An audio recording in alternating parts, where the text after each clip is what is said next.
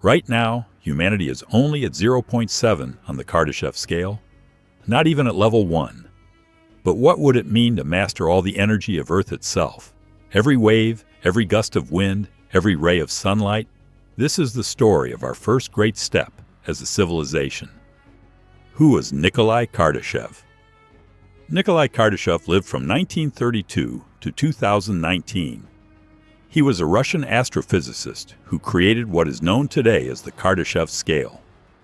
In 1964, he introduced it to the scientific world as a way to measure a civilization's level of technological advancement.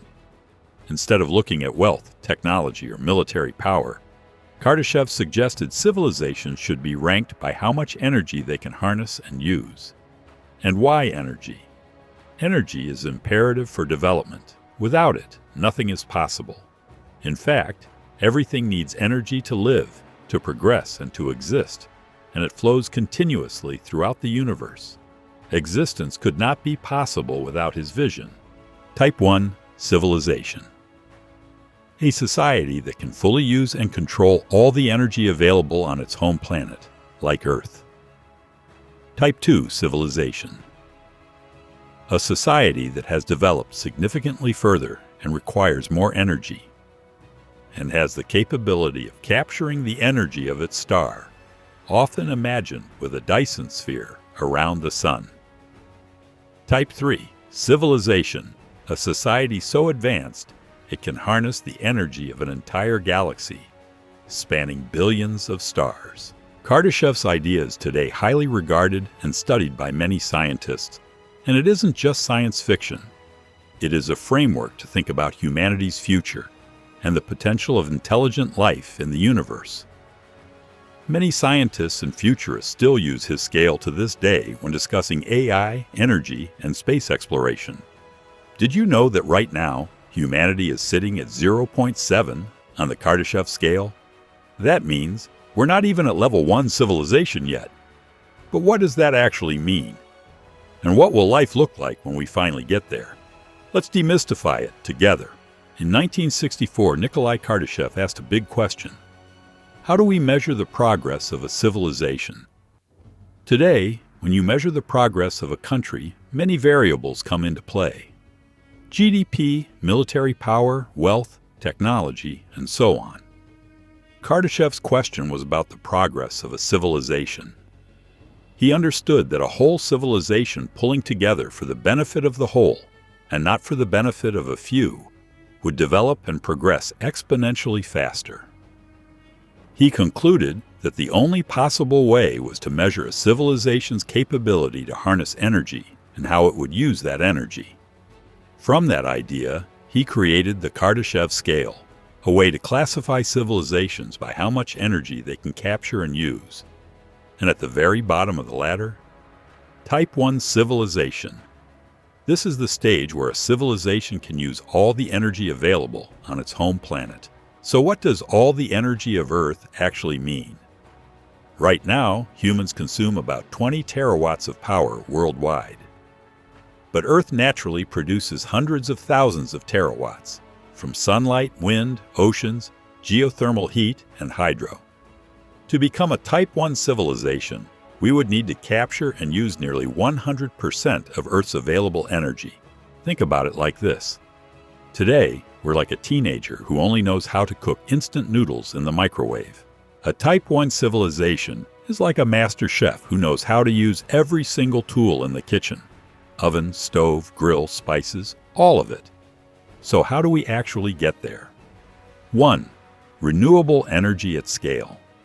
Imagine solar panels covering deserts like the Sahara, providing enough power for the entire continent.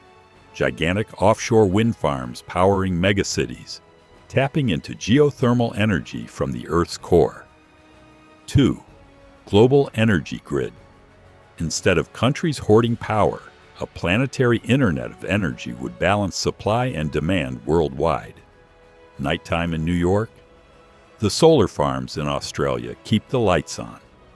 3. Climate and sustainability. To even attempt this, we'd have to solve the climate crisis. Becoming Type 1 means learning how to live in balance with our planet, while mastering its energy. But here's something fascinating. It's not just about technology, it's also about us. A Type 1 civilization wouldn't just harness energy. It would mean we've learned how to cooperate together as a species. No more endless wars over oil. No more fragile power grids controlled by a few. Instead, humanity acts as one planetary community, unlocking the full potential of our world. So where are we on this journey? According to physicist Michio Kaku, humanity is currently at about 0.7 on the Kardashev scale. If progress continues, and if we don't wipe ourselves out along the way, we could reach Type 1 status in the next 100 to 200 years.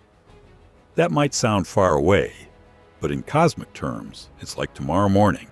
Why should you care about this? Because moving to Type 1 is about survival and growth. The energy demands from billions of people can't be met with fossil fuels forever. We must realize that there are only limited reserves. We either evolve into a planetary civilization or collapse under our own weight. The Kardashev scale is more than just science fiction. It's a roadmap for the future of humanity.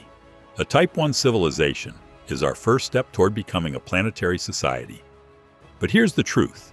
The way our world is structured today, it's beyond hard to imagine us getting there anytime soon. In fact, it's impossible. We may have incredible technology, but our mentality is still tribal. We're divided, enclosed in our little worlds, and still fighting the same wars of dominance we fought centuries ago. Until humanity learns to think and act as a single race, unified in purpose, we will never reach Type 1.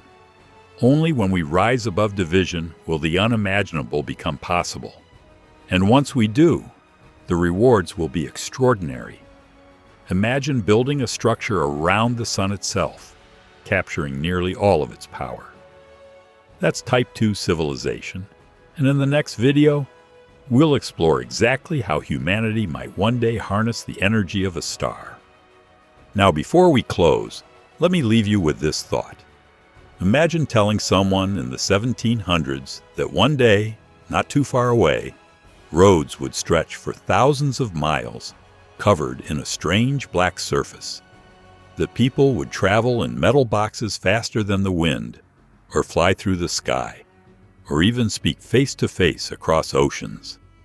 They would have called you insane, but most likely they would say, "Whatever brand of whiskey you're drinking, stop. It's playing havoc with your brain." And yet, here we are. Today, when we talk about Kardashev civilizations, many react the same way. But the impossible of yesterday is the reality of today, and the unimaginable of today may be the reality of tomorrow. So that's Type 1 civilization, our first big step toward becoming a true planetary society. But what comes after that is even more mind-blowing. Will we ever be able to build a Dyson sphere around the sun itself, capturing nearly all of its power? That's Type 2 civilization, and in the next video, we'll explore exactly how humanity might one day harness the energy of a star. If you enjoyed this video and learned something new, hit subscribe and join us at AINU. Together, we'll explore how AI is already shaping our lives, where it's headed, and what lies beyond as we move toward AGI. The future isn't far off. Let's explore it one video at a time.